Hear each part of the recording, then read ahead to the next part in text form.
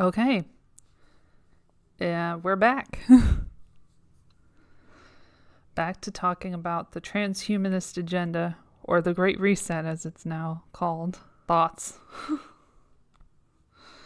Thoughts on the lotteries. Like, do you think the lotteries for the vaccines are going to turn into something else? Like, there's going to be something after that that's even more dystopian?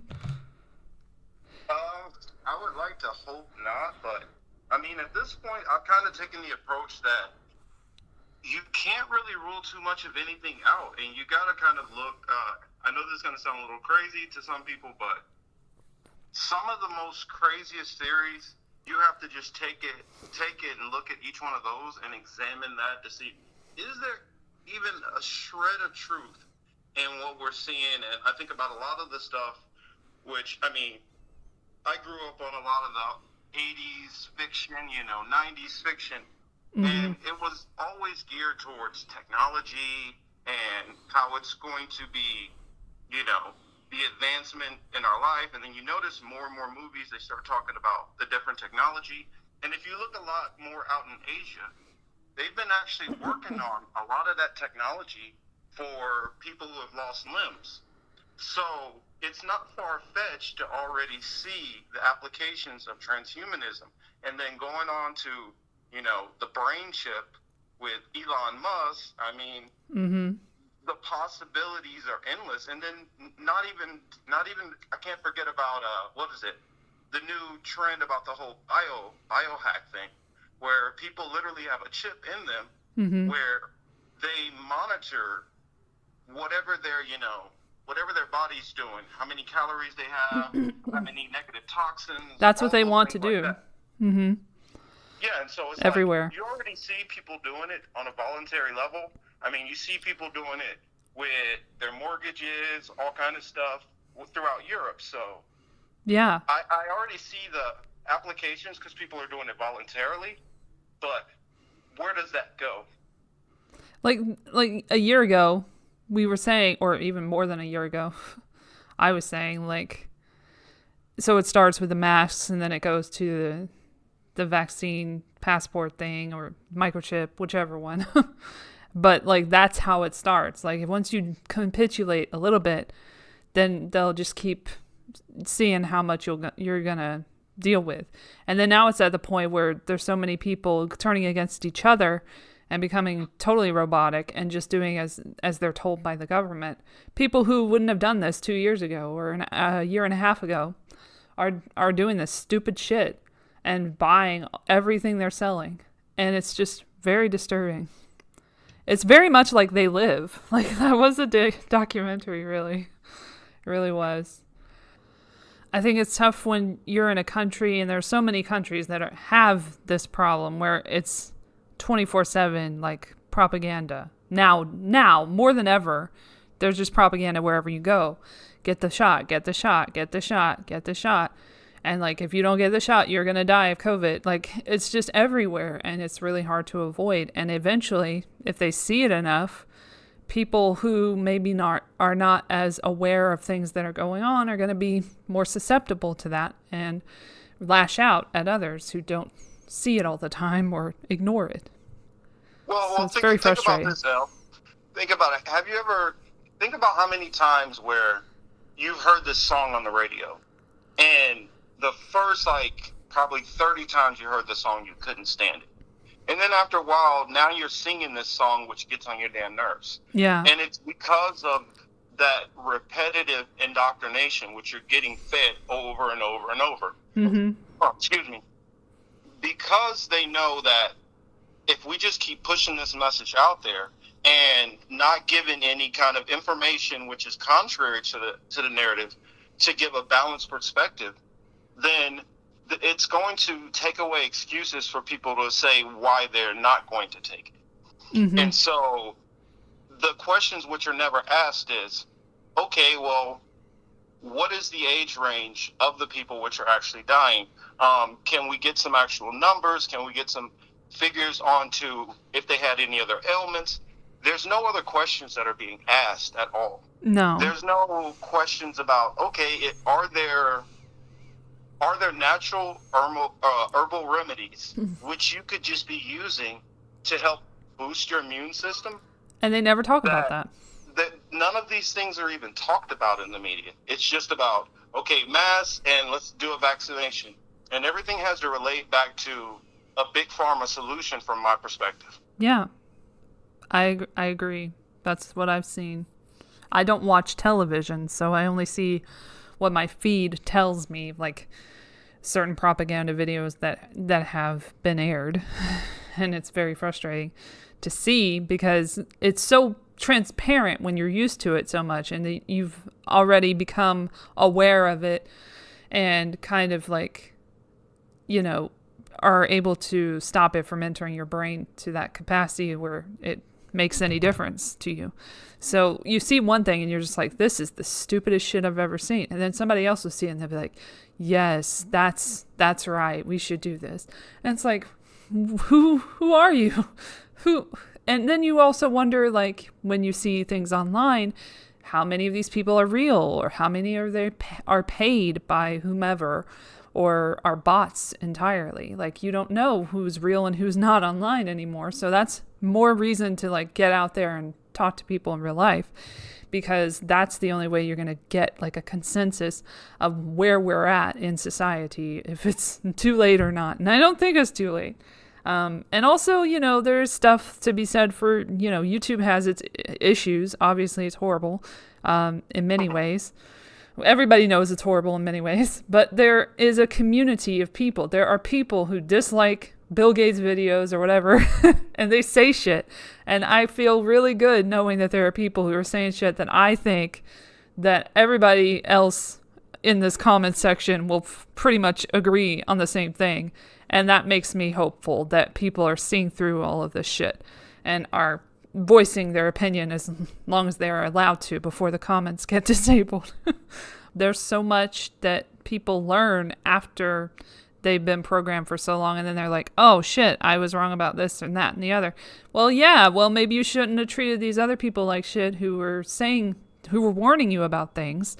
And now you get to go back and be like, well, I didn't mean any all of that stuff, but you didn't really make up for what you did. And especially like Google and the people at the top, like who censor all these platforms and everything, all these people on these platforms, including doctors and scientists, like they should come out and be like, oops, well, we are apologizing for that.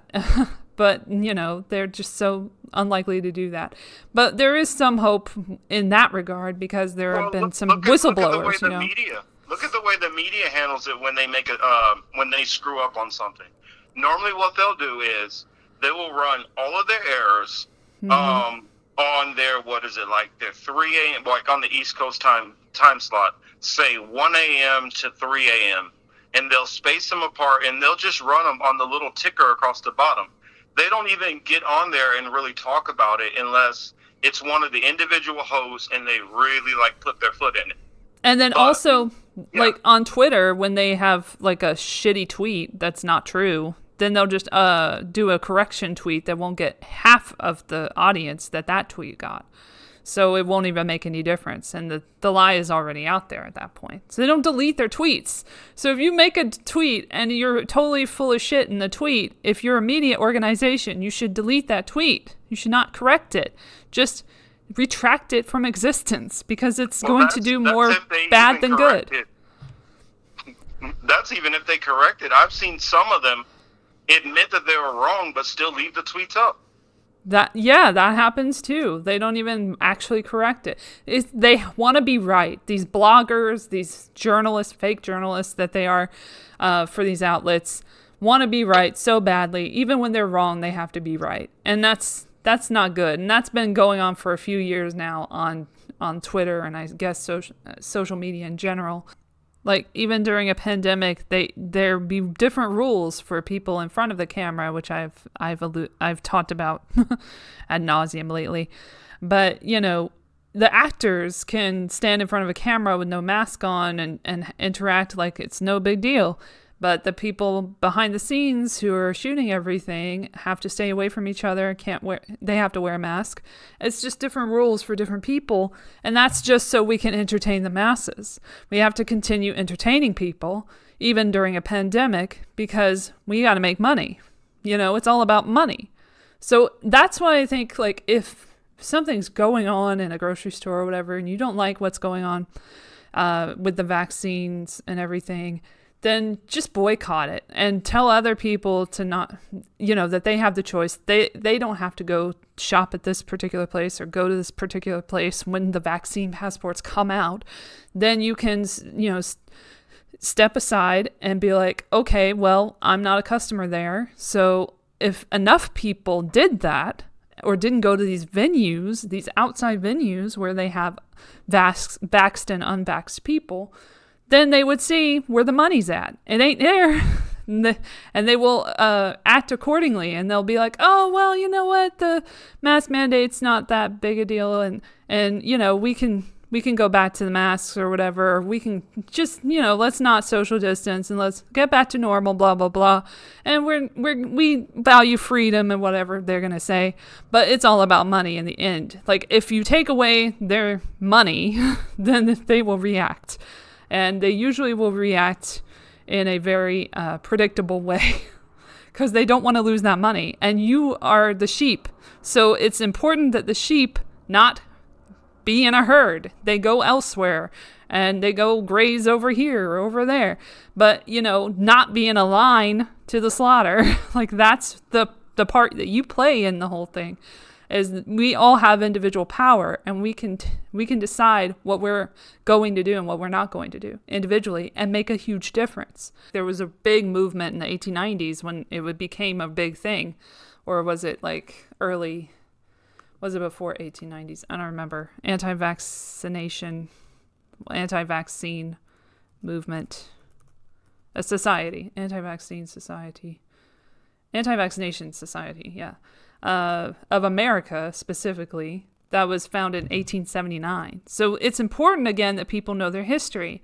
And I already put the Leicester movement, anti-vaccine movement PDF on one of the previous episodes of my show, Super Awkward Funcast. And I talked about that whole thing. And then they have the National Anti-Vaccination League, the Anti-Vaccination League of America. And this wasn't just America. That was in England, in the UK, Leicester, and, or Leicester. I'm not really sure how to pronounce it. And then, it was a worldwide thing where people were just like, wait a minute, do we really want to have compulsory vaccination? Because that was a thing then. So they're bringing that back now, but it was already a thing back in the past, way before the swine flu. Not swine flu. the flu epidemic of 1918, the one that we're not supposed to call the Spanish flu. but we can call that Spanish flu, but we can't call the new one the China virus. Well, and the messed up thing about it is it actually started not that far from where I grew up in Leavenworth, Kansas.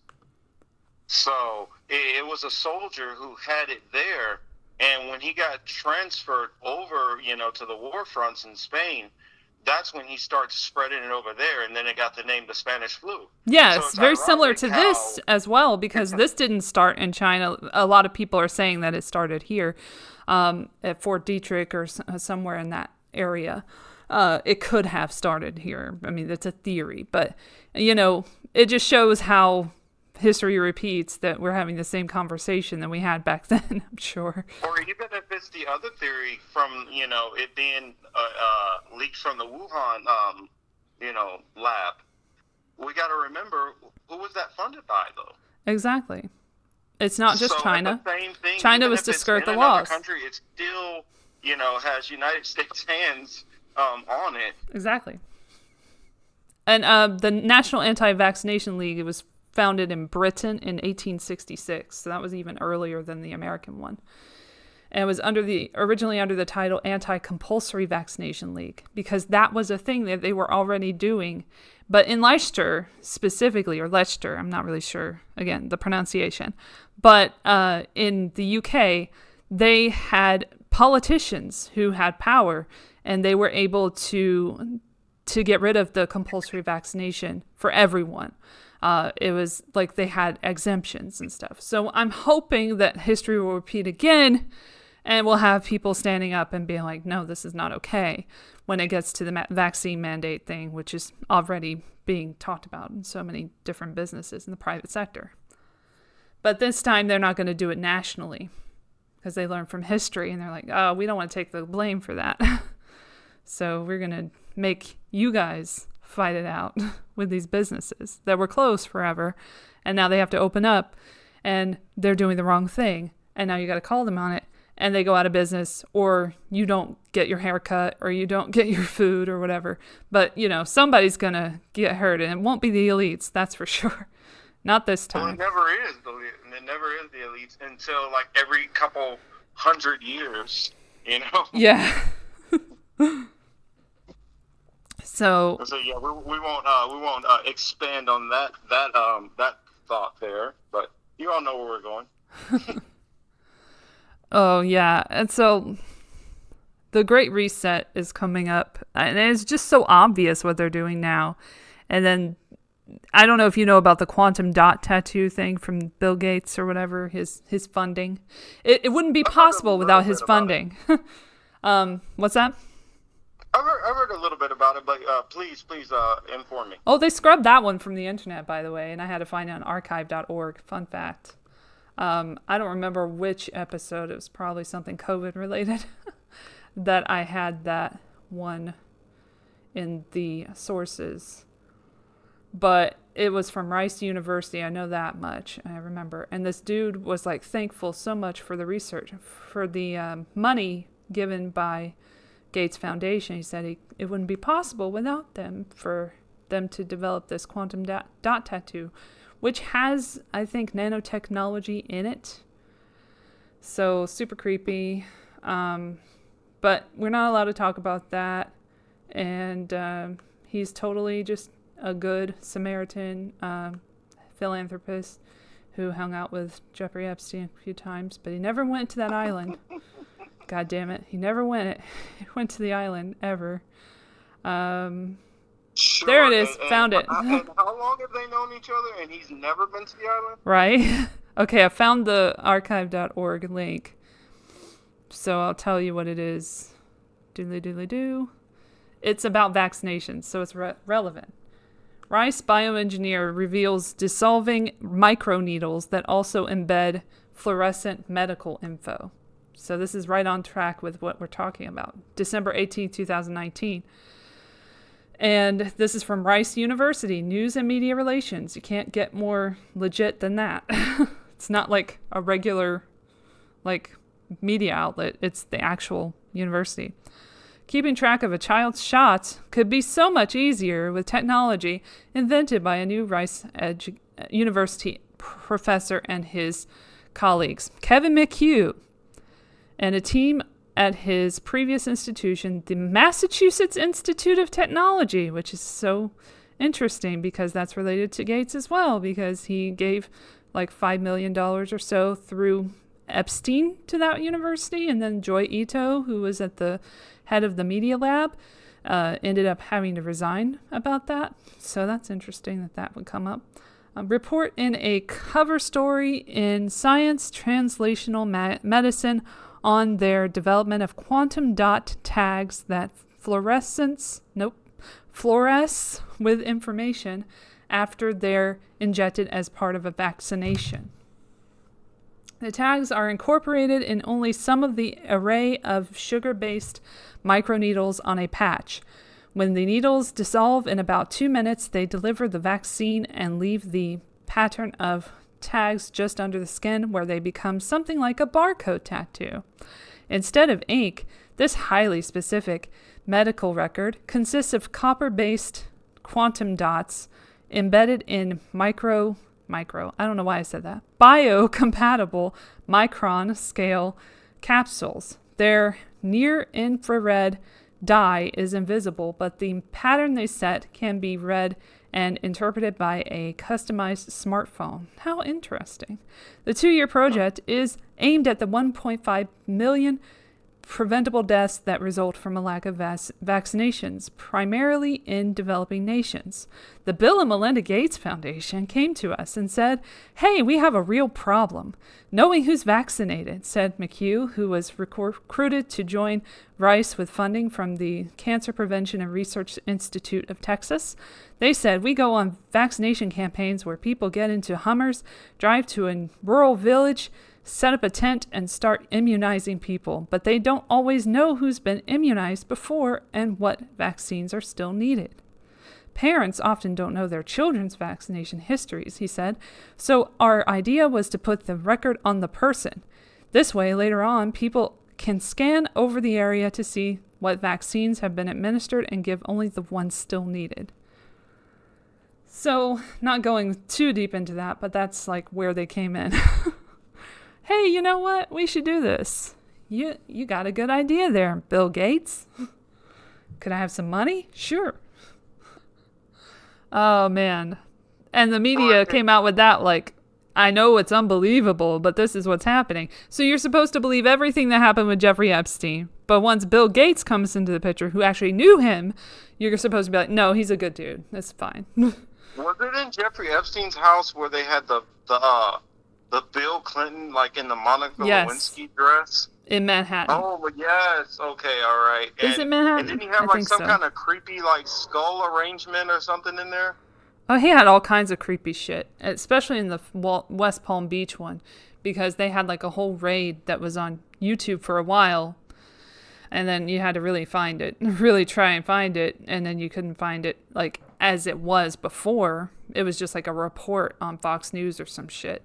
But there was a raid at his mansion in Florida, and they found all kinds of weird shit there. And then there was another, like a media raid that True News did, who have their own issues. Like, they're very biased. But they were at the New Mexican ranch, and they like kind of broke in. They didn't break in, but like they saw things around the place that was weird. And then there was a dude, Rusty Shackelford, or whoever, who is on YouTube still with the videos from his drone footage of the Virgin Islands, the St. James, Little St. James, and everything that went on there with this weird disappearing ambulance. There was a lot of weird shit. Right after, like before and after he died, you can tell, you know, what's going on the island, and see that something's going amiss there. Like something's up with the workers, and what are they planning? And they're like setting up deck chairs and shit. It's like, why? He's dead. But there's like events still going on there that we don't really know about. But luckily there are people. No, like this was before. It was like over a year ago that he was like getting this footage, he or she or whoever.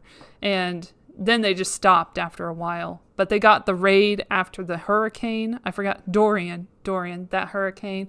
And then they like boarded up windows and stuff. And then he got the FBI raid that was in progress. And they like tried to get him not to see anything, and like boarded up the window with the cardboard from Home Depot. And then they're like, never mind that. And then they got like a real blanket or something and put it over the window so he couldn't see in.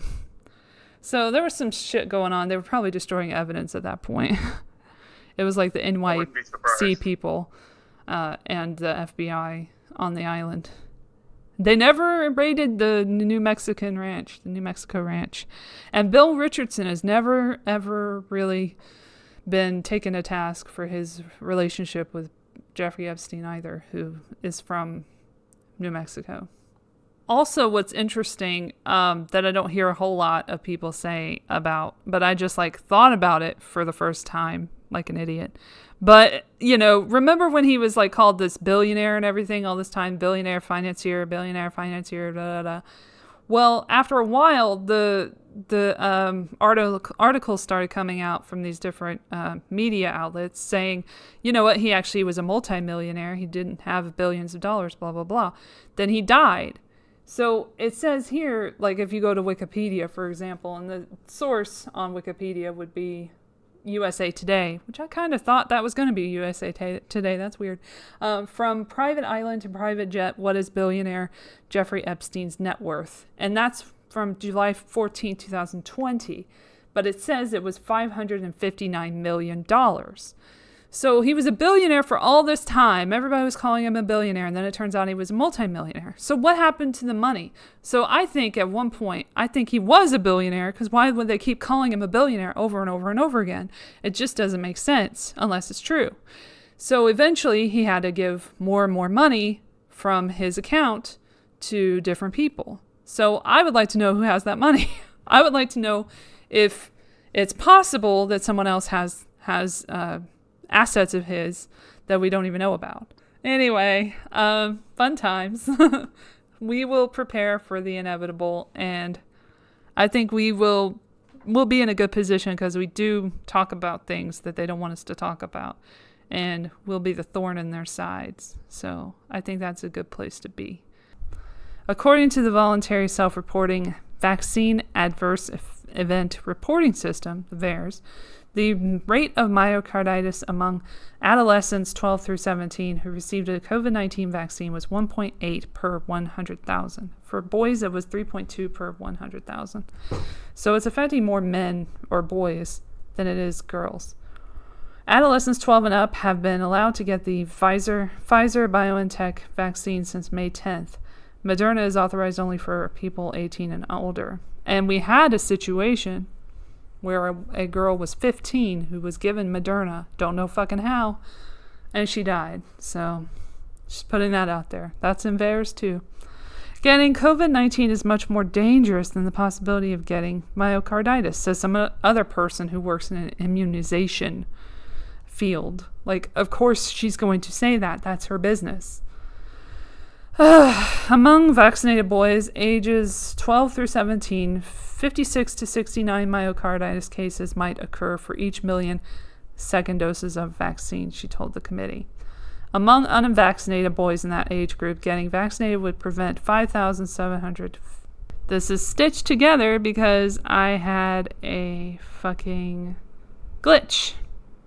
Amazingly, talking about vaccines on a podcast. What do you know? Anyway, let me finish that sentence.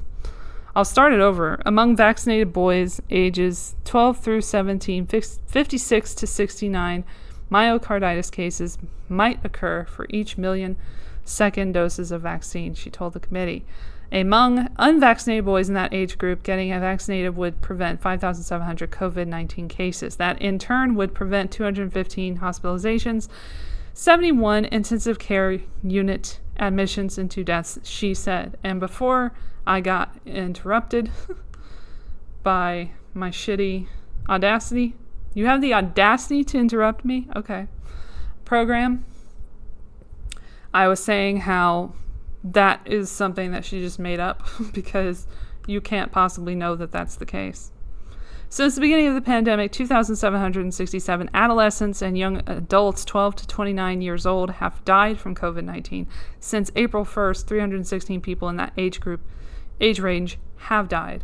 So, putting that together, I looked up the numbers before, and I did this whole thing before, but I'm going to do it again. Let's redo it. But I looked it up, the COVID live updates, and it said that we're at 619,595 deaths. So that's 2,767, less than 3,000 deaths out of that. And I don't think those numbers are very good for their case. And 300 and something, I guess, let's see, I don't know, deaths. Hard to know what's going on with the deaths nowadays. It's 208 worldwide, so that just doesn't really make sense to me. But go on, I guess. Sure. Those are the new deaths that I just looked at on the website. Okay. So then committee members expressed concern the myocarditis numbers might lead to fewer young people getting vaccinated, boo-hoo-hoo, against COVID-19 when adolescents and young adults are an increasing proportion of cases, and also the least likely to be affected, like, long-term by COVID. By May 2021, young people made up 33% of all cases, according to the CDC. That's factoring in the false positives and negatives in the PCR cycles and everything, and, pre-existing conditions and all that shit. The Food and Drug Administration anticipates that it will add a warning sheet to the vaccines about the side effect, so health care providers know to be on the lookout for it, said Dr. Doran Fink in the FDA's Office of Vaccines Research and Review. That was the vaccination situation. The new thing is the Delta variant. I don't want to go too far into this. I'll just leave some fear-mongering articles or whatever for you to read at your leisure. But basically, we all need to get vaccinated. If we don't get vaccinated, we're all going to die from Delta variant. The Alpha one skipped us. It's fine. But the Delta one is the one that we need to worry about. Delta plus, in some situations, in some articles, is referred to as. And just, you can do you can check yourself before you wreck yourself.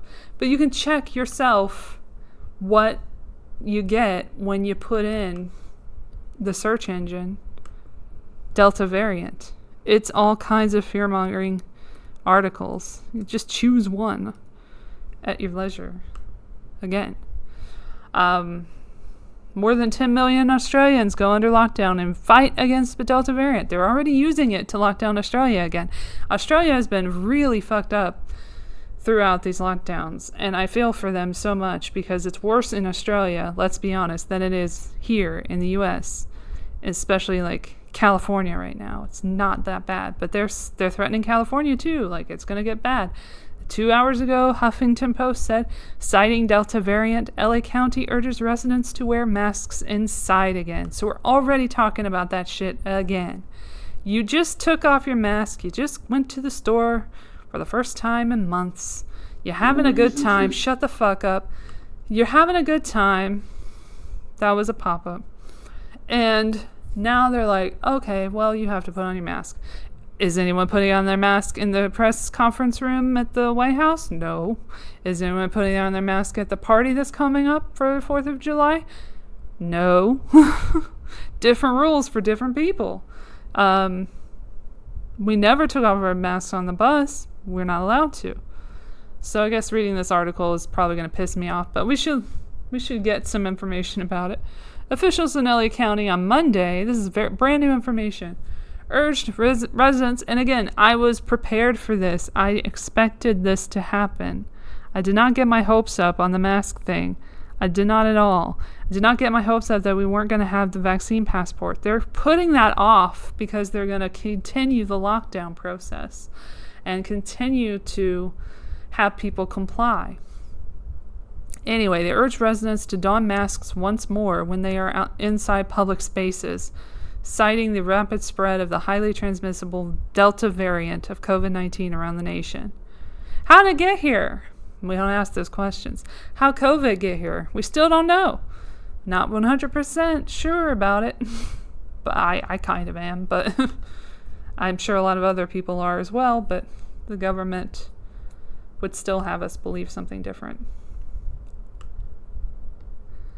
The updated guidance comes despite residents' vaccination status and reflects the seriousness of the strain, which has already become the dominant variant of the virus in the United Kingdom. So as soon as shit goes on over here, it goes on over here, over there, or whatever. It goes on over there, comes over here, goes on over there, comes over there. It's going to continue to do that because it's a global agenda. This is not something that's happening in one country that we have to be like, oh shit, it sucks to be there. No, it's coming here. We should be prepared for it. Sorry for the bummer. Top health officials have predicted it will soon become the dominant strain in the U.S. too, because they want it to.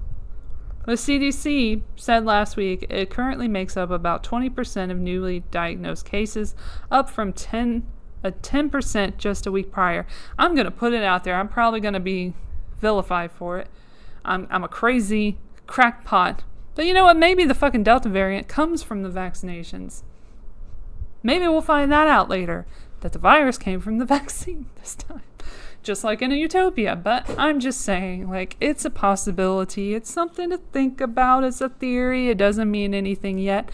But I just want to get ahead of everything and say right here on June 28th, 2021, that I believe that it is possible, anything is possible, that the Delta variant came from the vaccinations rather than the virus of COVID-19. Or, probably more likely, it's not that bad, but they're putting it out as it's the worst thing ever. And to be careful. Like they put out all the propaganda in 1976 regarding the swine flu, which never really happened. Which you had to get immunized from, which caused injuries. Very similar to today. While COVID-19 vaccine provides... Did they miss a "the"? I think they missed a "the", but whatever.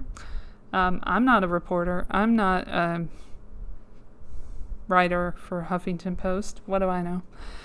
While COVID-19 vaccine provides very effective protection preventing hospitalizations and deaths against the Delta variant, for some fucking reason, the strain is proving to be more transmissible and is expected to become more prevalent. Barbara Ferrer, who looks like shit, by the way. Just saying. She's not the best health. She's not a picture of good health, is all I'm saying.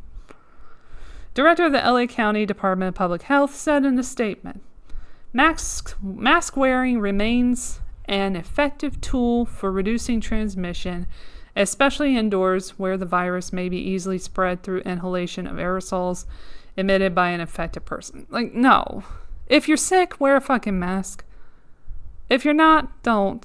We did this for years. A year and a half plus. It's not working. Texas is fine. Florida is fine. I think we can just stop with the mask hoax already. It's getting a little ridiculous and repetitive. Then they go on to say the Delta variant has now been found in 49 states and at least 85 countries because it's a worldwide public health agenda. Well, a globalist agenda disguised as a global public health agenda. And the World Health Organization, which cannot be trusted, also said it was deeply worried about the strain this week because they want you to wear masks and do what they say and be locked down. And they want to fuck up the economy. And they want to put in the cashless society, the fucking social credit system, the microchip, the vaccine passports. That's just the beginning, honestly. State and local guidance shifts have recently allowed vaccinated Californians to remove their face coverings in most situations, although unvaccinated people are still required to wear them, and they don't, because the only people wearing masks in anywhere near where I am are the vaccinated people, except maybe a couple of people.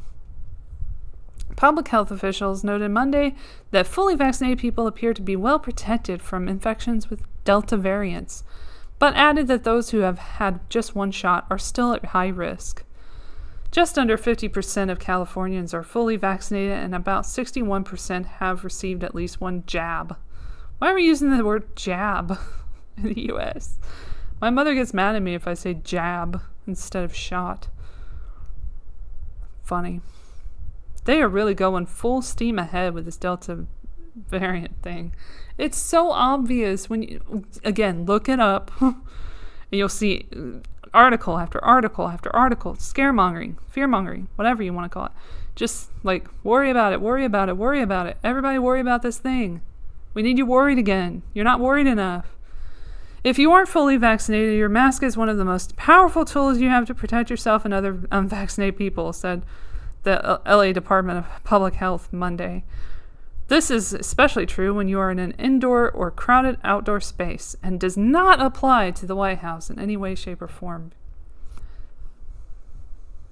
Or anywhere with politicians. in the vicinity. G7 didn't apply there. They touched each other all throughout, shook hands. But it applies to us. It always applies to us. Infection rates and deaths from COVID-19 have fallen in recent months as the country's vaccination program gained speed. That's their little... it's funny how they can have two little things at the same time running together.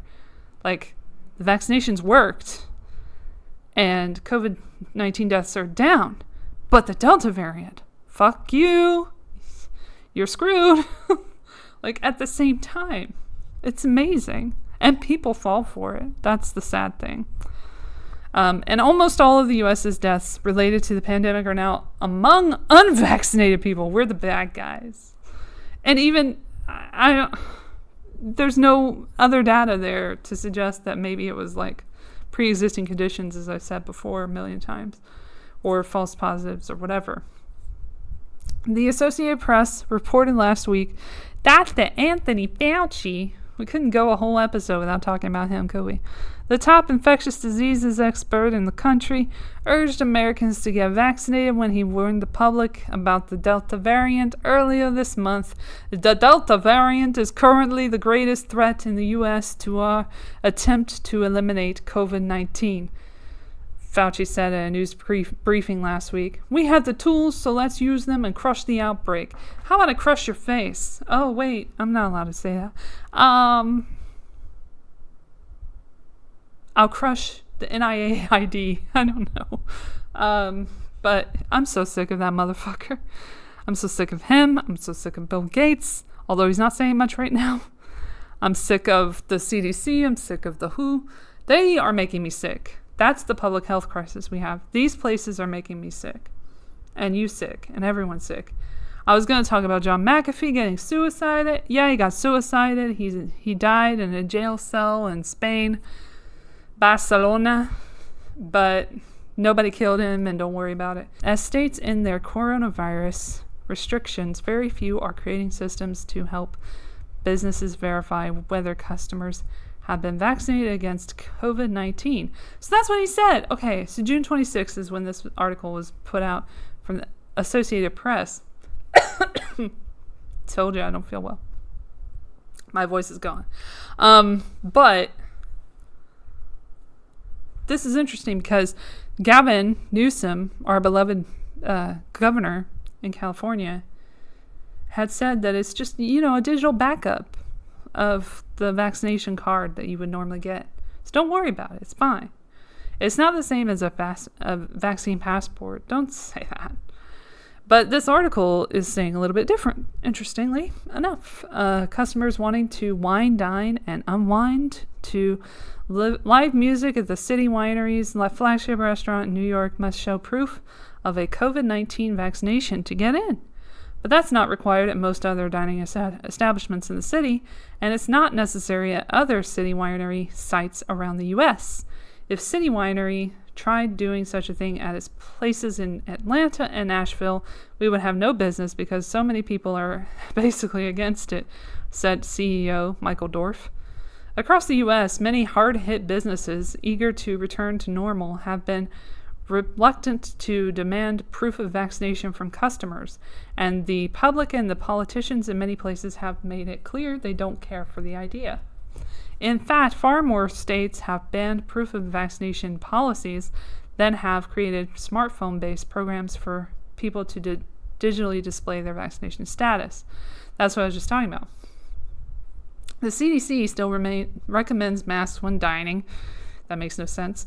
Or gathering indoors for those who aren't fully vaccinated. But few states require it, and most businesses rely on voluntary compliance, even in places with low vaccination rates, where COVID-19 cases are climbing.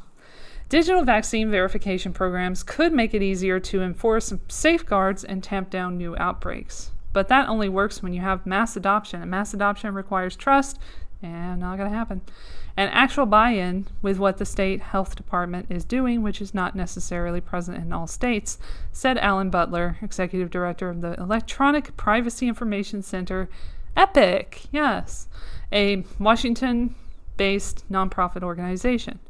Hawaii is the only state enforcing some version of a vaccine passport. Of course it is. It requires travelers to upload a photo or PDF of their Hawaii vaccination document or pass a pre-arrival COVID-19 test to avoid having to quarantine for 10 days. Wasn't it before 14 days? That's funny how that changes. Earlier this month, California became just the third state behind New York and Louisiana to offer residents a way to voluntarily display digital proof of their COVID-19 shots. None of those states requires the use of their digital verification systems to access either public or private sector places. But I will note that Excelsior Pass is still in use in New York as a vaccine passport.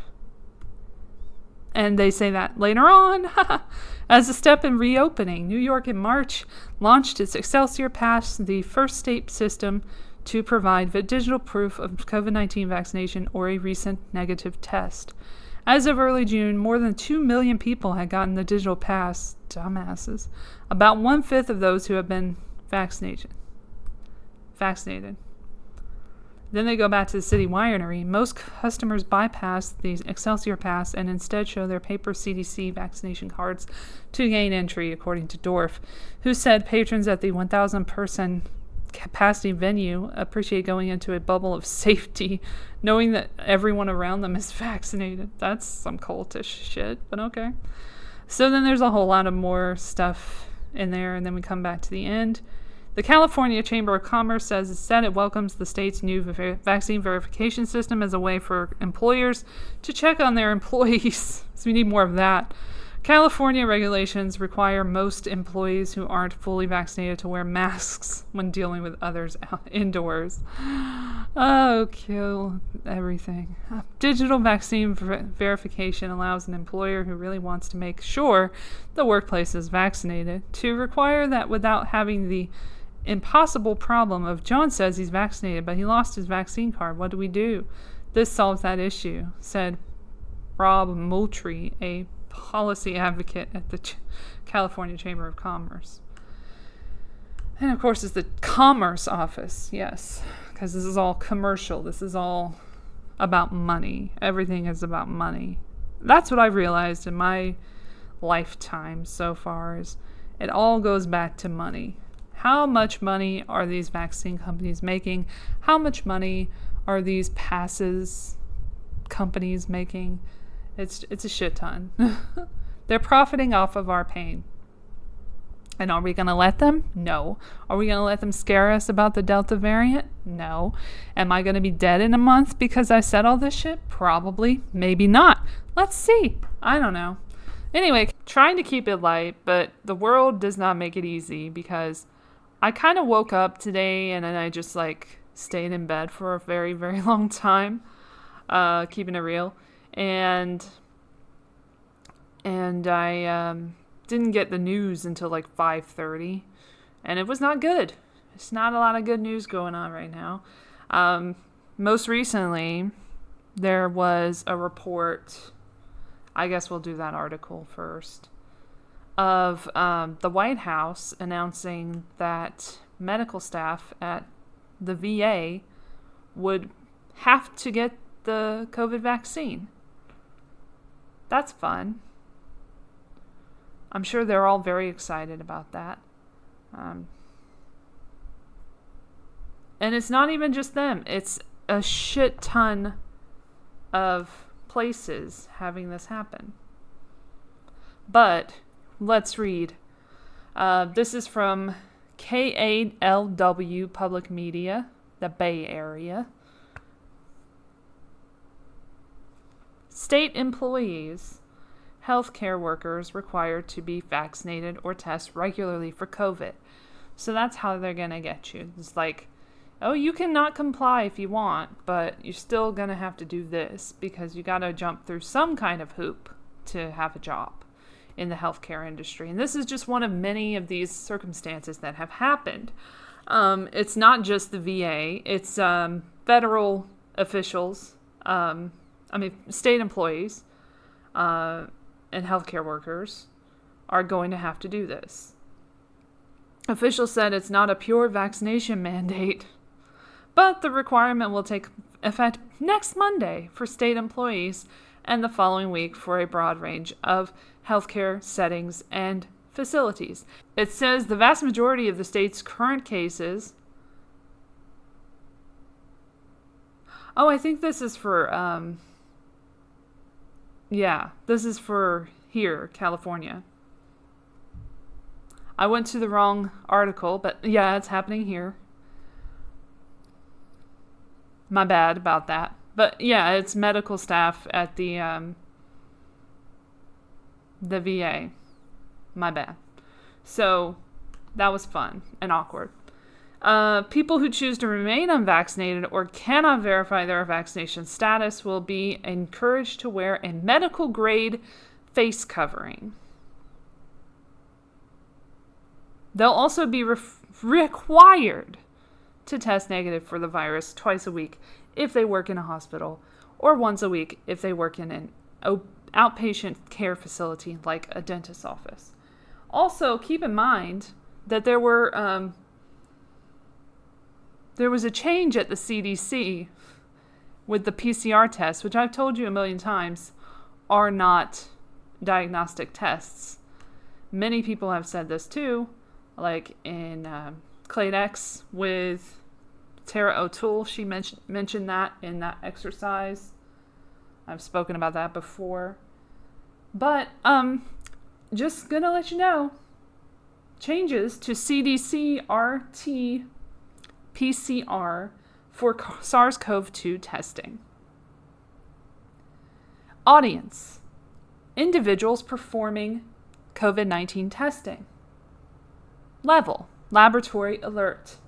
After December 31st, 2021, CDC, after that, like, what's going to change between now and then? Like, why can't we do this now? Because this is the time when the Delta variant is everywhere and we're so scared of everything and everybody's going to be testing and testing and testing because it's bullshit.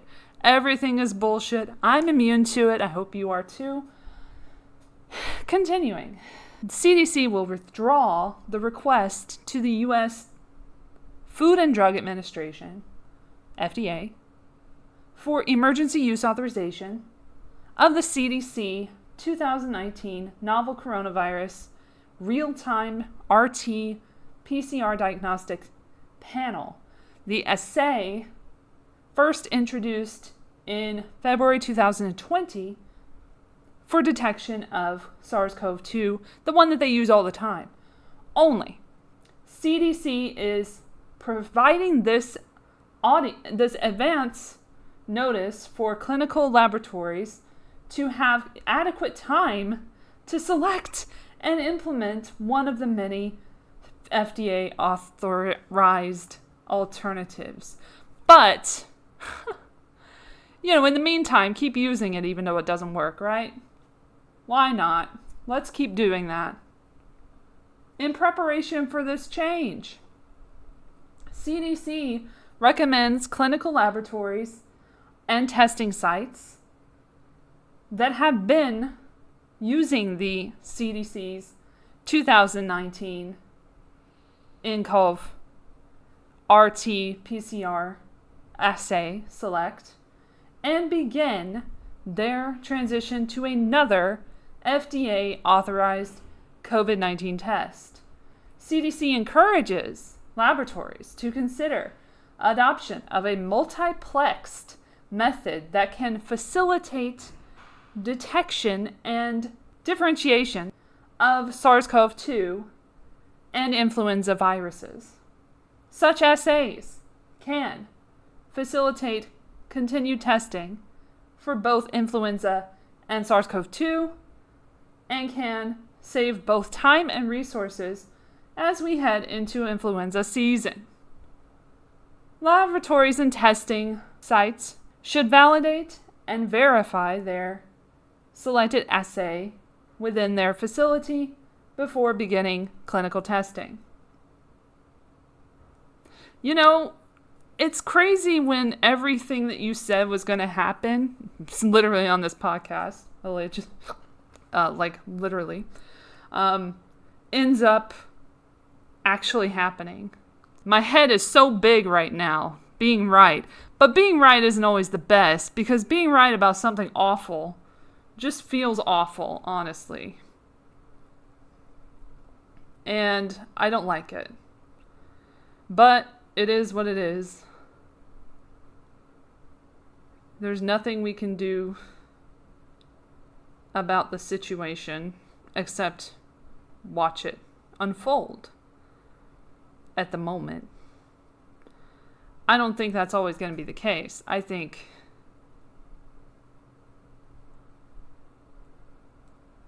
we can rise up, we can fix this shit, but we all have to work together for that. And do we want to do that? Does everyone want to work together? Probably not. Anyway, that's the scuttlebutt on that specific thing. And then at the same time, we have the Delta variant, which I already warned you about. I already said they were going to put that on every fucking mainstream media thing. They already were on the last pod. But now it's fully vaccinated people. You know, the thing that you're supposed to do to have a normal life. But people are getting quarantined still and restricted from leaving their countries. But they were supposed to have freedom now. Where's the freedom? And they have to wear masks like everyone else. Except they don't actually have to, but they do, a lot of them, because they don't know that they don't have to. It's just really sad. The whole thing is very sad and unfortunate. And as it turns out, fully vaccinated people, yes, are getting sick from COVID. Not only getting sick from COVID, but dying in many cases. In enough cases that it's worrisome. Less than 1%, I believe, or 1%. Yeah, it's basically 1%. They say that we're in the pandemic of the unvaccinated. They'll say that, like the president said that, and I'm sure he repeated it from someone else that he heard say it. But then it caught on or whatever with the anti-vax haters. They think everybody's anti-vax who doesn't like the COVID vaccine or think that it's worth a fuck. But that's not true. But they will say, you know, it's the unvaccinated that are putting us at risk, putting everybody at risk. And if more people get vaccinated, then it'll take care of it, you know? So, but it's 1%. They say 99%. That's their little data thing. I don't know where the data is to prove that it's 99% unvaccinated cases of COVID right now. But they say that, so it has to be true, right? If they're saying it. Whoever they are. Again, they don't say where the source is for this statistic. But I have statistics. I have sources. So let's move on. So basically, I'm just going to counter that narrative. Have a little water there. 49 people who were fully vaccinated have died of COVID in New Jersey. Here's what we know. That's from NJ.com. This is updated 25th, yesterday, so pretty recently. Gonna put all this in the show notes. Got it all set up. Can do that. Okay, reading this. The gist of it, you know, the important part. All right. Anyway, it says here, it is important to point out that 49 deaths due to COVID-19 among 4.8 million fully vaccinated state residents is slightly greater than 1 in 100,000 fully vaccinated individuals, said State Communicable Disease Service Medical Director Ed Lifshitz. His shit's in his name. You can't. That means vaccines are about 99.999% effective in preventing deaths due to COVID-19. In New Jersey, maybe. What about New York? What about Rhode Island? What about Vermont? What about Virginia? What about West Virginia? What about California? What about everywhere fucking else? That's in your state so far. And again, they love to bring up the underlying conditions. You'll hear that in a second. It's funny how that matters now, as I said in a previous episode of the live stream of the Political Matrix. Check it out on YouTube. If this is the only thing you watch on YouTube, great. Well, watch my videos too, because I still have those. Because I'm not big enough to get banned from YouTube, thankfully. Yet. I mean, I'll never be banned from YouTube. But anyway, I'm not even a partner anymore. They gave me a partnership back in the day, fun fact, and then they changed the rules to make it so you had to have 10,000 or more subscribers to get partnership. And then they took away that partnership immediately when they found out I had like 100 and something. I don't even think I had that much then. I had like 70 something. It was insane that they even gave me a partnership in the first place and let me monetize videos. I never made any money off of anything. I made literally 10 cents that I never even saw. Go figure. So, shout out to YouTube, I guess. Thanks for letting me continue my videos. Because you don't care about my shit, because nobody else does. I mean, people care. The right people care, I guess. People who watch. Anyway, whatever, moving on. While those who are most at risk of death from COVID-19 are unvaccinated people. They keep saying that. They're gonna put in your head, like barreling it down. With underlying conditions. They don't even say unvaccinated people here. That's telling, because back in the day, they wouldn't say underlying conditions for unvaccinated people, I mean, regular people who got COVID back in the day. So they wouldn't mention the conditions, usually, that led to their death, because they wanted to count as a COVID-related death. And we went over that back in the day. Back in the day, last year, before we got into this crazy-ass dystopia that we're in now, which was totally preventable and totally predicted in all of the things that I told you about before. Lockstep, Clade X, Event 201, Crimson Contagion, Dark Winter, to name a few. Crimson Contagion was in 2019, by the way. October, it was published. We've talked about that. And Event 201 is in the same year. And Clade X was in like 2018, so not too far. Not too long ago. Anyway, back to it. Unvaccinated people with underlying conditions, fully vaccinated people with underlying conditions will remain at risk as long as a large part of the population is unvaccinated, said Perry Hakaitis, Dean of the Rutgers School of Public Health. The solution to our problem, both in terms of stopping the deaths and also stopping the spread of the disease, depends on increasing the percentage of the population who are vaccinated, they said. But we have the flu vaccine in 59% of people. Why do you think we're going to get higher than that with COVID-19? But we have to get higher than that. It's got to be better, he's added.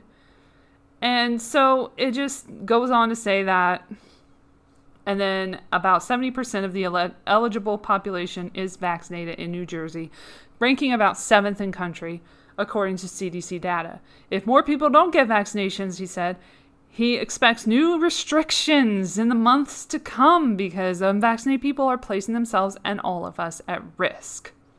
So you're bad. You're going to ruin it for everyone else. We hate you. You get it, or we will punish everyone. Nobody gets ice cream. It's just like insane. It's insane. I'm literally going to do this in the same order that I did this on the Political Matrix. Check it out. Last episode was Saturday, the 24th. I had a day off yesterday, the 24th. So I'm just going to skip some of this shit. I'll do Hawaii next. So I didn't get to that on the political matrix. So we'll do that here on the pod. So this is from Star Advertiser in, I don't know where the fuck, Hawaii, I guess, because it's like Hawaii news. I think this is Hawaii. Yeah. Hawaii sees second breakthrough death of fully vaccinated resident and 243 new infections. July 22nd, 2021. Again, source will be in the show notes. StarAdvisor.com. Moving on. Hawaii today recorded the second COVID-19 breakthrough death of an individual who was fully vaccinated, while also marking the 8th day in a row that new case counts have reached triple digits. Hawaii Department of Health officials today reported 3 new coronavirus-related deaths and 243 new infections. The state's total since the start of the pandemic now sit at 527 fatalities and 39,892 cases. That's not that much compared to like California and New York. That's pretty decent. I mean, it's horrible, of course. It's anytime someone dies, it's bad, but we don't know the situation of all these people. Here we go. Honolulu Mayor Rick Blangiardi said he doesn't want Oahu to revert back to the more restrictive Tier 4 reopening plan to curb the spread of the virus. Instead, he urged unvaccinated residents to get their shots to protect themselves against COVID-19. Because that's the solution. There's a fucking variant of this illness that is highly transmissible, allegedly. But we don't know how deadly it is. Clearly not that much. It's just very convenient to have a new variant and to be scared of it and to restrict people again because of the unvaccinated. They really want us to be vaccinated. It's very similar to 1976 swine flu and that propaganda campaign. But again, it's worse because it's on social media now and it's bots everywhere. You don't even know who's a real person who's talking about shit online. So you just got to be really discerning, I guess. Anyway, it says here, state health officials said today the latest deaths were an Oahu man in his 50s, an Oahu woman in her 60s who was fully vaccinated, and a Maui woman in her 60s. All 3 individuals had underlying health conditions when they were hospitalized with COVID-19, state health officials said. Today's total of 243 new cases is the highest tracked since January of this year. State health officials previously recorded 322 new cases on January 7th, 264 new cases the following day, and 250 new cases on January 9th. And then Lieutenant Governor Josh Green attributed the majority of cases this month to community-related exposure. Approximately 78% of cases in July are from community spread, 20% from residents returning from travel, and 2% from non-resident travel. Does he have any data for that? Don't wait. Please encourage friends and families to get vaccinated. So, the thing to remember about this situation is that some of these cases will have people who are older, who are supposed to be most vulnerable, and that's why they got vaccinated in the first place. And now they're the ones ending up dying of underlying conditions and stuff from the COVID-19 today. So just keep that in mind, that a lot of these cases are older people. I haven't seen a whole lot of young people dying from who are fully vaccinated from these breakthrough cases. So even in LA, so for example, LA, yahoo.com, but not really, it's actually businessinsider.com, but you know, they are a news aggregate, basically. And they give you articles that are usually behind a paywall, which is good to see. I don't know why Trump is in this video on this website, but whatever. So this one is from, again, Yahoo News. 1 in 5 COVID-19 infections in LA in June were in fully vaccinated people, but most had mild or no symptoms, officials say. So we're not going to do deaths right now, we're just doing cases. So it says, let me go to the most important part of it. They said the fast-spreading Delta variant, county health officials said, that the fast-spreading Delta variant was causing the majority of infections in the county, the most populous in the U.S. The LA County Department of Public Health said in a press release that in June, fully vaccinated people represented 20% of all cases diagnosed among LA County residents, while unvaccinated and partially vaccinated people accounted for 80% of cases. What percentage was the partially vaccinated versus the unvaccinated? We'll never know. I don't know. Maybe there's something in the press release. Let's look at the press release and find out if there's any information that Yahoo News, or rather Business Insider, is hiding. Let's go to the source.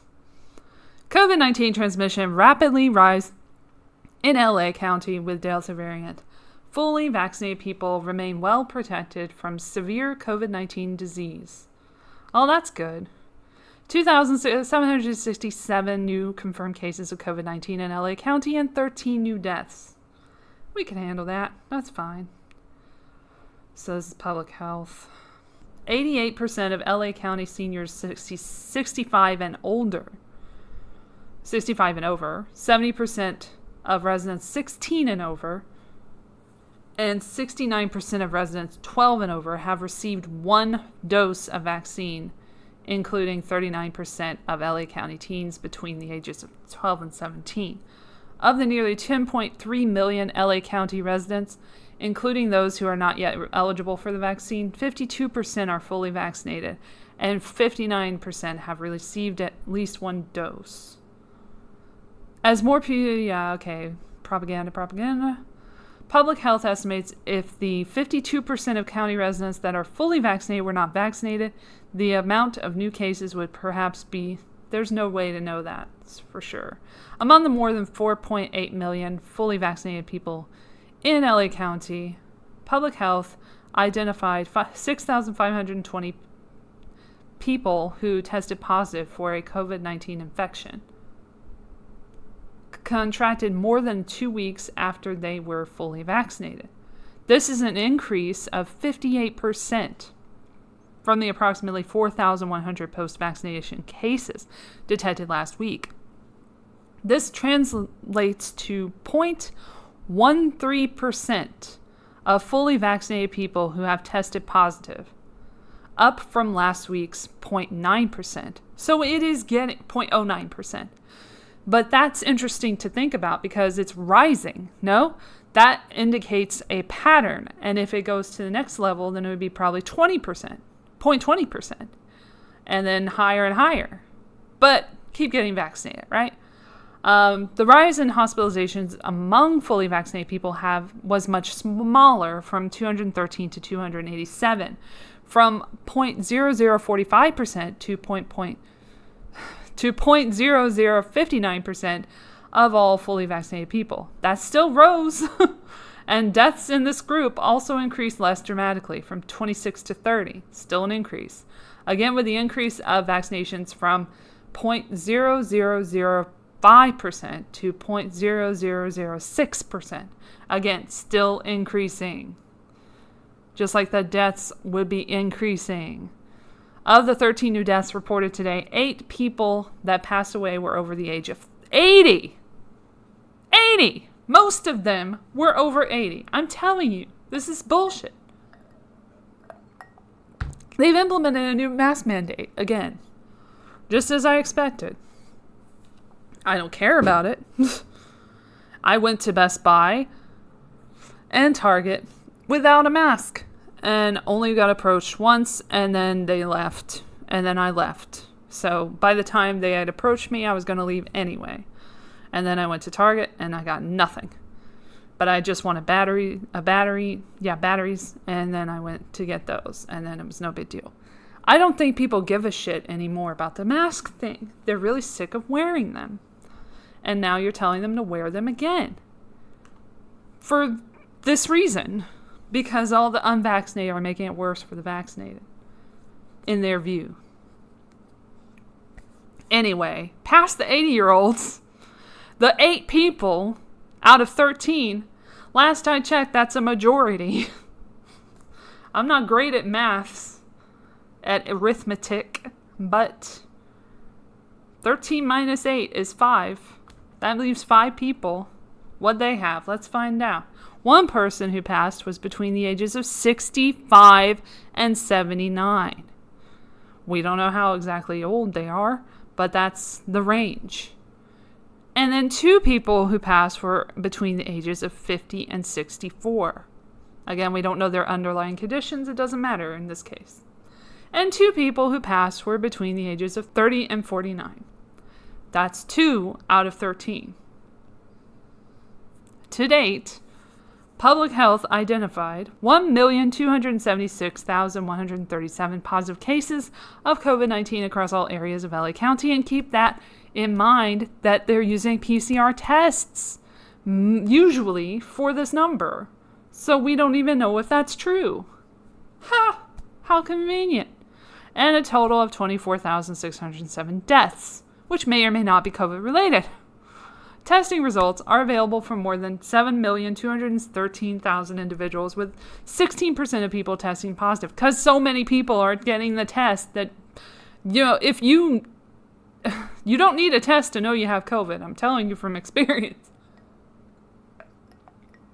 You pretty much know. It was the worst flu I have ever had. But it was a flu. And it went away in 3 or 4 weeks. I can't even remember. But it was a shit ton of time out of my life that I spent sick. I still went to work because everybody was getting it and they didn't know what it was. So we all got sick. Like I said before, I've been through it. I know you don't need a test to know you're sick. If you need a test, then you don't need a test if you don't know you're sick. Then they they say, sorry, everybody died. And then they say, in LA County, everyone 2 years of age or older must wear a mask. See, the mask mandate? In all indoor public places, regardless of their vaccination status. Well, fuck you, I'm not doing it. And you shouldn't either. While the county does not require masking at private gatherings where unvaccinated or immunocompromised people are present, universal masking in these scenarios, particularly indoors, is the best way to protect everyone. And then they say get the vaccine, because that's what they want you to do. Moving on, I think we should go to New York because there's a really good article there. Well, actually, Tennessee was interesting. So Tennessee is 27 deaths. I know this is a very morbid episode. Just bear with me. 27 fully vaccinated people have died in Tennessee, Health Department says.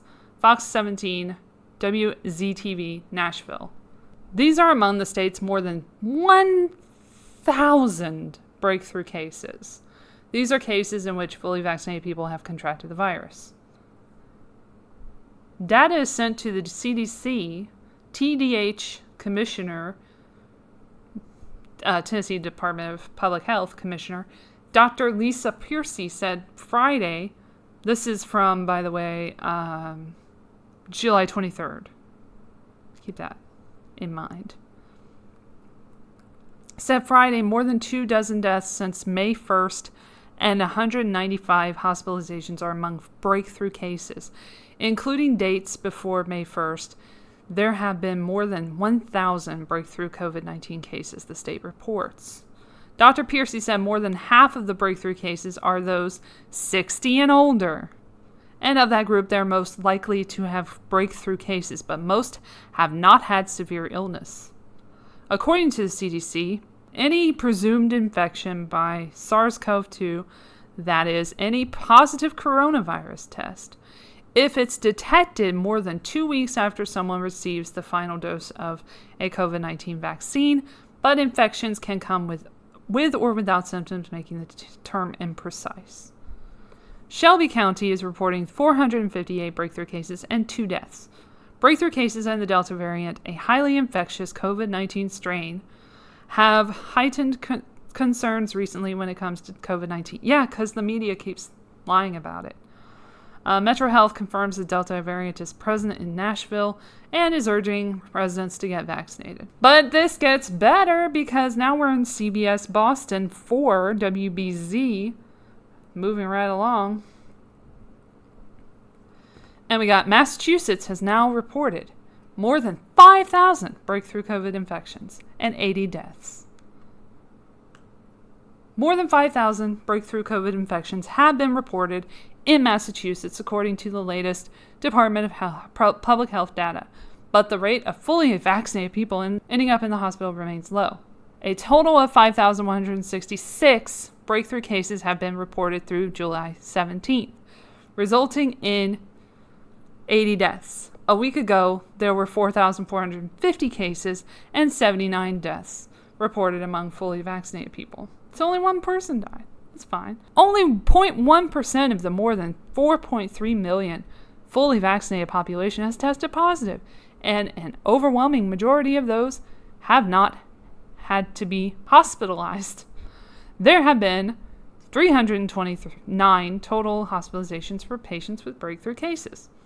I wish we could say that COVID has gone away, but it hasn't, said UMass Memorial Dr. Richard Ellison. Massachusetts has seen an uptick in COVID cases, and it's believed that the highly contagious Delta variant is responsible for the majority of them. It's believed, but is it true? Let's find out. We're not gonna. It's more likely to get a breakthrough infection if you've been exposed to Delta, Dr. Ellison said. Dr. Paul Sachs, the clinical director of the infectious disease clinic at Brigham and Women's Hospital in Boston, told WBZ-TV that cases have been milder in fully vaccinated people, which demonstrates that the vaccines are working. We are seeing an increase in cases. Fortunately, we're much better off as far as vaccine uptake goes, which means a lot of the cases we're seeing here in Massachusetts are very mild because cases are much milder among people who get COVID after the vaccine. He said the more people who get vaccinated, the better, because beating COVID is a numbers game. If you're not vaccinated, please get vaccinated. That's the best thing you can do. And it's the most important thing you can do. And I'm not saying it right now on the podcast. That is a quote from Dr. Ellison. Just in case somebody wants to use that sentence against me, because I'm fucking not telling anyone to get vaccinated. I'm not telling anyone not to get vaccinated. I'm just providing information. I'm an information person and a somewhat funny person, or I try to be, or I don't really try to be. I'm just naturally just gifted that way. I don't know. New York. I forgot. The other news about New York. So basically, while you're listening to this shit, if you saw that ridiculous town hall with the president, Biden, you would know that he lied. He spread misinformation and said that fully vaccinated people didn't have to worry about COVID, basically. They weren't going to get it. It's fine. They weren't going to end up in the hospital and die. Well, I've proven now that he is completely incorrect and he lied there. I would play it, but I can't play it. I will leave a link to the comment itself, and you can find it in the show notes. Biden, fully vaccinated people. Just get vaccinated. That's what they tell you. Just get vaccinated. Don't worry about anything else. It's fine. WPXI is where I'm at now. And I am on the today's news. Now we're on today's news. Let me get another sip of water. I love water. Okay. WPXI.com. News today. Breaking news. I feel like a journalist, like a real literal journalist. I'm trying to make it funnier, but I can't. Because there's people fucking dying who don't need to die necessarily, or maybe they do, I don't know their situations. But it's people being gaslighted into thinking they're fine, it's gonna be fine. And you have to get the vaccine in certain situations. They are going to fucking make you. Just like I said over a year ago. I warned about this. Many independent news media sources were warning everyone about this. And did anyone listen? Did they say, oh yeah, well you should get the vaccine passport then, back then? No, they said there isn't a vaccine passport. You people are insane. You stupid conspiracy theorists. Well, who's laughing now, you motherfuckers? And you're gonna just stand in line to get the damn vaccine mandate. And, you know, you're gonna be like, oh, now you're like, oh, well you have to do it. You have to get the vaccine. And by any means necessary, even with Anthony Cuomo. I always thought he might as well be an Anthony. Andrew Cuomo in New York, who said he was knocking door to door and he was going to round up people or have them rounded up, put in a car, take into a vaccine site without their fucking consent. Because we don't care about consent when it comes to public health, right? It doesn't matter then. It only matters when you want to have sex. It doesn't matter if you're a child and you're forced to get a vaccine at 12, 13 years old by the government, which is going to happen, has happened in certain countries, like Canada, for instance, where you can legally just make a kid get a vaccine with no permission from their parents. That doesn't matter. No informed consent. Doesn't matter. They are allowed to do that, but they can't drive a car, they can't do drugs, or they're not supposed to, and they can't drink alcohol. So, makes sense to me. I don't know. This is 11 News, New York City today. New York City government employees will be required to be vaccinated or get tested weekly. Same shit, different state. We just went over this a while ago with California. Now it's in New York as well.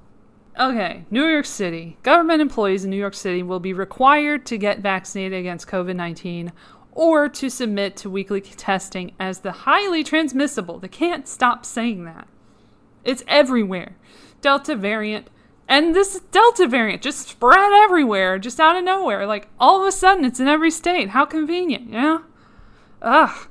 Continues to drive infection rates up, Mayor de Blasio announced Monday. The policy will go into effect September 13th, which makes me think they're going to seek, probably not get, as I've said before, FDA approval of these vaccines by September.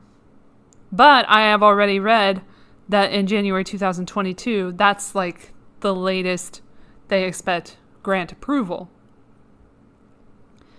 And it could be a little bit closer to then, but I doubt by the end of the year, I doubt before the end of the year that we'll have it. So again, this is one of those things where it's like, is this legal? It's emergency authorization use. One, we're not even in an emergency. We don't have ivermectin. We don't have hydroxychloroquine in this country being treated, having people being treated with these other alternatives. There are other alternatives other than that too, that may or may not help, but are not a money grabbing opportunity like the vaccines, of course. There's a lot of money in vaccines, a lot of investments. I mean, Bill Gates, it's one of his biggest investments. And he's all up in this shit.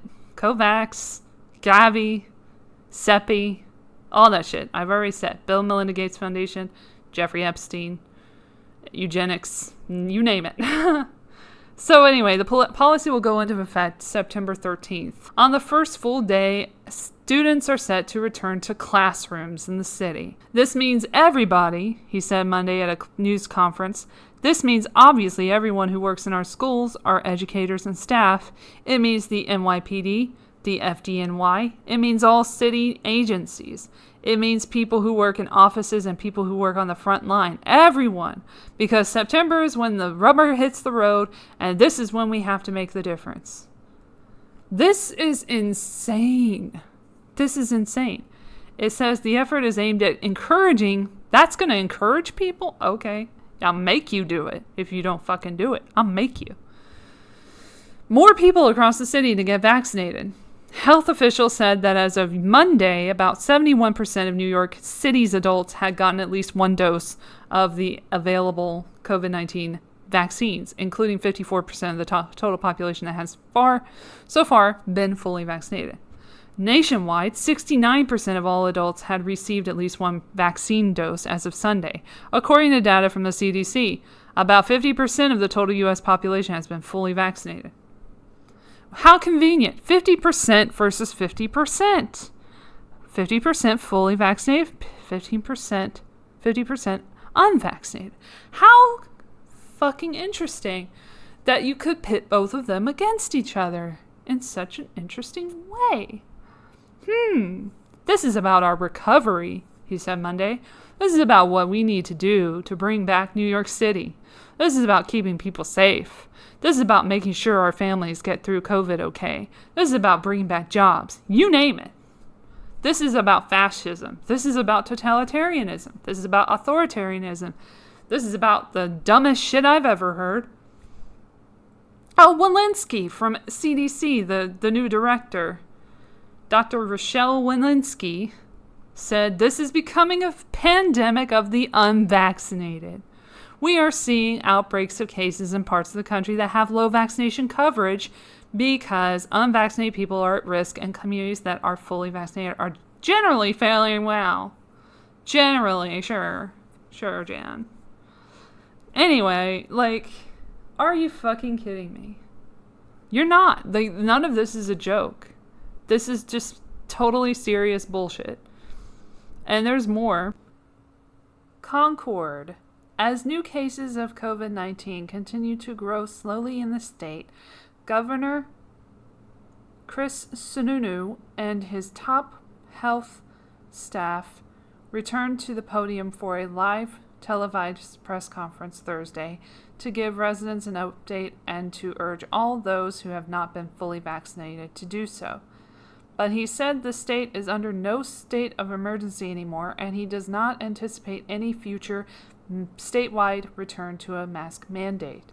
Dr. Benjamin Chan, the state epidemiologist, said the highly transmissible, there they go again, Delta variant of the virus is growing and spreading in the state, and there have been some breakthrough cases among those fully vaccinated. He said there were 48 new COVID-19 cases as of Thursday after 2 days of 60 or more cases, and a total of 308 active cases with 22 people hospitalized Thursday. Sadly, another death was reported, bringing to 1,385 deaths since the pandemic began.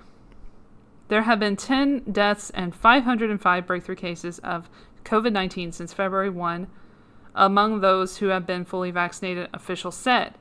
Both are a very small percent of the 749,000 in the state who are now protected, officials said. This is originally from indepthnh.org. This was posted on July 22nd, actually. So, anyway, if you go to that, I should put that in there in the show notes instead. The state has seen a twofold increase in the 7-day average number of cases from 20 to 40 in the past month, and while the test positivity rate is at 1.9%, it is ticking up, officials said. Oh, lovely. Those with 70 and 80% fully vaccinated will have lower rates of transmission, he said, and the communities with lower rates are the areas he is most concerned about because the risk is going to be community by community. He said in the southern parts of the country, where the vaccination percentiles are lower, the stories of deaths among the unvaccinated are heartbreaking. Oh, it's real, but we all have the power to stop it. It just seems like a bunch of bullshit to me, but whatever. Oh, here's something else. The COVID-19 vaccines have been given emergency use authorization and are not fully authorized yet, although Pfizer has applied for permanent authorization. Chan said booster shots are being explored. Of course they are. We've already talked about that. And it is possible there may be new guidance on when and if boosters are needed, particularly among the immunocompromised in the months to come. He noted that the fall will likely also see an uptick in the number of people seeking seeking employment once the summer vacation period has ended. Children go back to the school and do not require expensive childcare options. And those who have gone back to vocational school to learn a new skill complete their education. He said it is not likely that the crunch and lack of workers for many summer seasonal workers will see any major change in the numbers. And then they talk about other shit. COVID is very much still with us, especially the Delta variant, which is impacting the younger and unvaccinated populations across the country. We have the power, he said, to prevent these tragedies. Talk to your doctor. Preferably one who's not bought would be great. The other news about this shit is from Switzerland. Over 1% of recent Swiss COVID-19 fatalities were fully vaccinated. So that's not good. Swissinfo.ch. I have not read this yet, so we're reading it together. This is from July 26, 2021.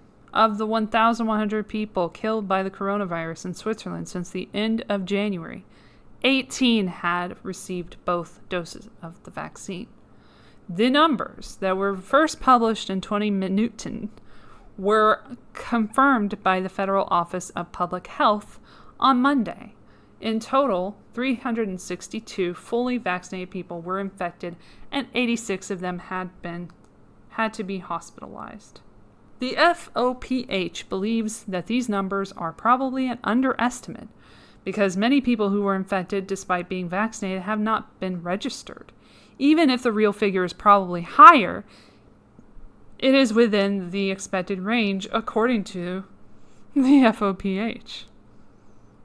It's always fine, just a couple of bad vaccines, It is not possible to determine how many of these 18 deaths in Switzerland are due to the Delta variant. Thank you, someone telling the fucking truth for once. The estimated proportion of new infections with the Delta mutation is currently 96.7% in the 7-day average. Still at risk. The vaccines administered in Switzerland, Moderna and Pfizer BioNTech, do not offer 100% protection. According to the manufacturer, the Pfizer BioNTech vaccine offers 88% protection against the Delta variant. A U.S. study suggests similar figures for Moderna's vaccine. However, these figures are disputed. An Israeli study estimates that the protection offered by both vaccines is only around 65%.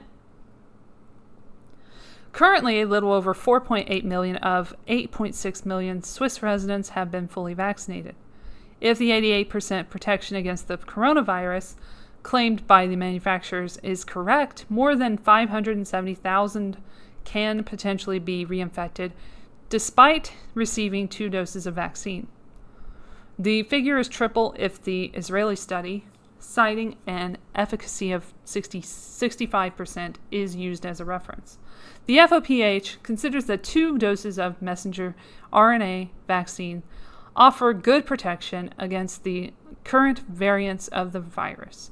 The health authorities are not currently planning a booster vaccination campaign, but are monitoring the situation closely. So this is probably the most, on point reporting I've seen, where it's not just assuming everything's the Delta variant and taking everything at face value. about this stuff. Thank you, Switzerland. Swissinfo.ch. Good job on that reporting. More news. Okay. freepressjournal.in. Moving on. Updated today, July 26, 2021, 7:32 p.m., which is a little over an hour and a half ago. This is the news here. I'm just doing news now. This is my job now.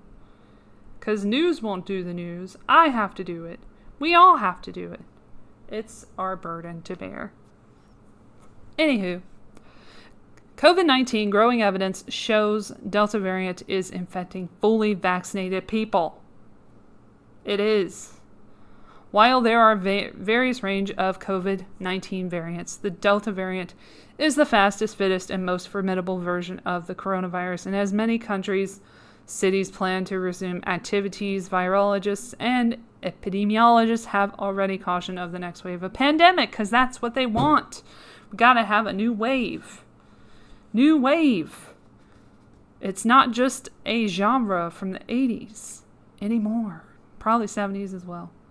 The overall global COVID-19 caseload has topped 193.6 million, while the deaths have surged to more than 4.15 million, and vaccinations soared to over 3.81 million, according to Johns Hopkins University. We've already talked about them before. The U.S. continues to be the worst hit country, with the world's highest number of cases and deaths at 34,426,844 and 610,833 respectively, according to the CSSE.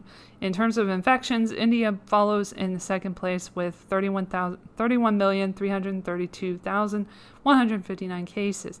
And that's because the U.S. is the most unhealthy fucking place on the planet with the most obese people. Let's just be honest. And that has a 70% chance of getting you to die from COVID, according to an old CNBC number.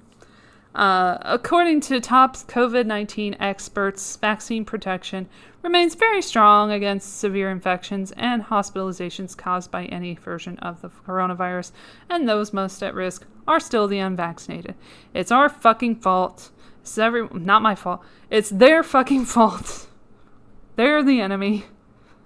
They eventually get to the point. Public Health England said on Friday that out of a total of 3,692 people hospitalized in Britain with the Delta variant, 58.3% were unvaccinated and 22.8% were fully vaccinated. That's a high number, no? In Singapore, where Delta is the most common variant, government officials reported on Friday that 3/4 of its coronavirus cases occurred among vaccinated individuals, though none were severely ill. The Delta variant represents about 83% of new infections in the United States, which has experienced more COVID-19 cases and deaths than any other country. They just have to put that in there again. It's so important that they tell me that. So that's that article. Make of that what you will. Then EU. There's news from the EU. Bad news. Bad news from the EU. Guardian. COVID. More EU states to restrict venue access for unvaccinated people. Because that's a thing now. We got the COVID pass, NHS, the other one. They're not really easy to use either, which is great. Great rollout there. Ha ha ha, funny funny. Except this is real life, and it's not so funny. Ireland and Italy among those joining France in requiring vaccine passes to enter bars and restaurants.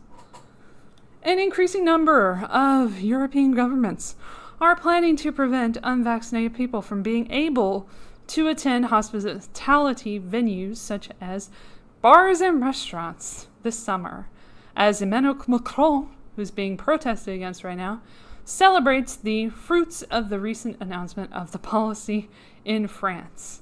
France, on Monday, passed the threshold of 40 million people having received at least one vaccine dose, close to 60% of the population. Macron tweeted, "Together we will defeat the virus. We continue." Literally, no one likes you. A range of policies are being tried out across Europe as governments seek to push reluctant people into receiving jabs by force. In Sweden, a study being carried out by the University of Lund will examine whether the offer of a redeemable voucher worth £17 can convince people to take the plunge. In the Netherlands, batches of Hollands Nieuw or New Season Dutch herring are being distributed to vaccination centers as an incentive. They're still doing this shit. But by far the most impressive results following a government intervention on vaccine uptake are being enjoyed in France, according to this dumbass Guardian article, where record numbers have been administered in the 2 weeks since Macron announced his intention to legislate to limit access to hospitality to benefit those who are fully vaccinated in possession of negative PCR tests, again, don't work, or able to prove that they have recovered from infection. An estimated 161,000 people have protested. Oh, we're acknowledging that. Great. Over the weekend, as parliamentarians in Paris sought to find a compromise agreement on the so-called health pass. But it was passed at 12:48, 5 a.m. on Monday after 60 hours of debate and a last-minute deal between the National Assembly and the Senate. And before the check went through. Well, after the check went through, sorry. The new pass will be required to attend restaurants, bars, museums, cinemas, and large public gatherings from August. But not shopping malls. After the government, that's fine, I guess. After the government was pressured into dropping that aspect of the legislation. Local prefects will instead have the powers to impose the rule on large shopping centers if they feel it is necessary. The pass will not be required for 12 to 17-year-olds until the end of September, so they have a little bit of a time to prepare for that. Another compromise means health workers and restaurant and bar staff in France will not be sacked if they remain unvaccinated, but they can be suspended without pay, even though that's clearly illegal. In the past fortnight, 4 million jabs have been administered in France, that's a lot, with the health ministry reporting on Monday that 33.2 million people, close to 50% of the population, were fully vaccinated. Hey, same as us. On Monday, Ireland allowed hospitality venues to reopen their indoor facilities to those customers holding the EU's digital certificate that proves their vaccine status or a record from the country's health service executive. From August 6th, a similar green pass will be required in Italy, which is also being protested against, to access hospitality businesses, public swimming pools, gyms and sports halls, sports events, concerts, fairs, and cultural venues such as museums, cinemas, and theaters. There is no national policy in Spain, but the region of Galicia is mandating a vaccination certificate or a negative COVID-19 test for indoor access to hotels and restaurants.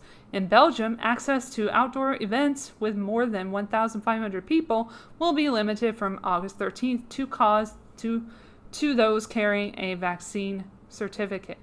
Boris Johnson has said he intends to limit access to nightclubs in England from September to those who can prove that they are fully vaccinated, even though he just got fucking COVID again after being vaccinated and already having it. In Germany, politicians are in the thick of the debate over how and whether pressure to get jabs should be increased on people who have yet to be vaccinated. Just under half, 49.4% of Germans are fully jabbed, and 61% have had one dose.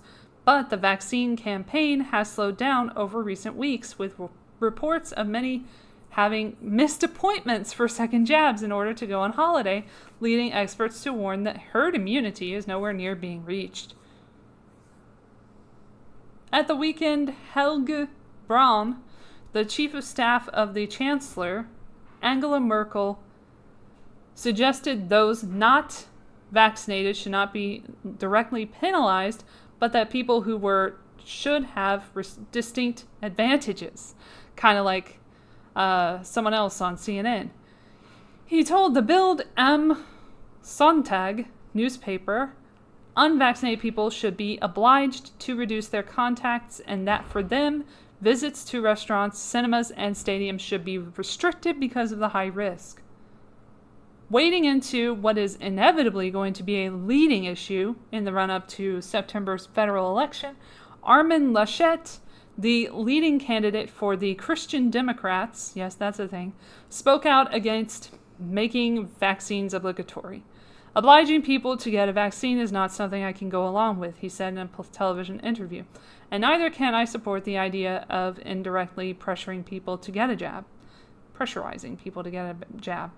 He said he might be prepared for a rethink if the number of vaccinated people remain low in the autumn. So he's manipulatable.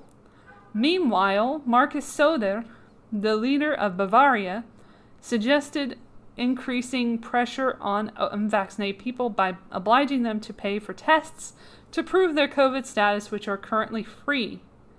Karl Lauterbach, the health spokesperson for the Social Democrats, said due to an infection rate that has been rising for the last 3 weeks, by autumn it will no longer be possible to avoid limiting access to spaces where lots of people come together to those who are either recovered or vaccinated, because of the high level of false negative test results. Yikes. What about the false positive ones? Those don't matter. It's fine. I should have done an accent that whole time. Sorry. But yeah, that's what's happening everywhere in the world. Coming to your country soon, I'm sure. And here we go. Like Germany. EUobserver.com. It just continues. I'm trying to give you all the information I can here. I'm doing my best. Giving you every resource you can possibly need. Germany mulls restrictions for unvaccinated as the cases soar. Delta variant. Vaccinated people will definitely have more freedoms than unvaccinated people, Angela Merkel's chief of staff said in an interview published on Sunday, July 25th. If infections continue to rise, this is what we were just talking about. Unvaccinated people might be forbidden from entering restaurants, cinemas, theaters, or sports stadiums because the residual risk is too high. So this is just, saying, basically, they're all on the same fucking track. They're saying the same shit in all these different countries. And I'm supposed to believe this isn't a conspiracy? Come on now. This would all end. The whole thing would end. Let me get to the solutions area of this discussion with you. This all ends when you don't go to a venue. When everybody decides in unison not to go to the museum or not to go to this restaurant, and they go out of business. I mean, that sucks for the restaurant, but you know what? If you don't have the balls to say no, I know it's hard because it's a lockdown situation, like you've been locked down for a long time, and now you're reopening. And that's the point, is like they want restaurants to comply to these health pass things. And then if people decide not to work in those places, then everything's going to shit. Not to go to those places because they have to have this documentation or whatever, this QR code or what have you. They decide not to go. They decide to just stay home. This is my new protest. It's like, if you give me no choice, I guess I'm locking myself down. That's what's going to make a difference. The money is the thing. You get them at their money, they're going to change things. They will. Because they don't want to lose money. Not just the businesses, but the governments will see that this shit ain't working. So if you don't comply, it's not going to be that bad. But if you do, however much they take away from you now, they're going to take away even more the next time. Just like I said back in the mask days, you put on the mask and then it's the vaccine passport thing, and then you have to worry about the chip and everything. It's just one thing after another. And yeah, they said back in the day, vaccine passports were out of the question. Now what's next? The microchip? We were wrong about that, but now we're right about it. But now you have to do it because you should comply? I don't think so. That's not right. So basically, that's where that's leading. In other news, I wrote a song, and I hope it's very inspirational. I wanted to debut it on the show, even though I don't have music for it yet. I don't even know how it sounds. So we're going to find out together. How awkward. But the name of this song applies to what I think is going on with the information that I've disclosed. And pretty much sums up everything. So it's herd impunity. Because if you haven't heard, the people behind the scenes are not going to go to jail if they're wrong about this. That's just the truth. Lawyers are not lining up at the doors of hospitals to sue them for mandating vaccines for their workers. There will be lawsuits, and there have been notable ones, but they've been tossed out a lot of the time. So it's at the point where, it's going to be really difficult to get justice in this situation. Even if you're right, it doesn't really matter if everybody else is wrong. If 20 people are right and everyone else is wrong, the wrong people are going to win. Or the people who believe the 10 people or so, maybe 15 people who think they're right, who are wrong. That's what you have to worry about. But it's important to put the blame on the right people and to not target one another. And I don't think anyone should do that. So here's herd impunity. What is it when everyone's complicit? What do you call it when they fall for the bullshit? It's herd impunity throughout the community. They get away with it, they'll never pay for it. The propaganda never stops, and they're gonna get off on the charge. So much for immunity, it's just herd impunity. This is how it sounds. What is it when everyone's behind it? What do you call it when you look and then find it was a lie all along? How did it go so wrong? The past will beat the future in the end. We'll end up where it all began again. It's herd impunity throughout the community. They get away with it, they'll never pay for it.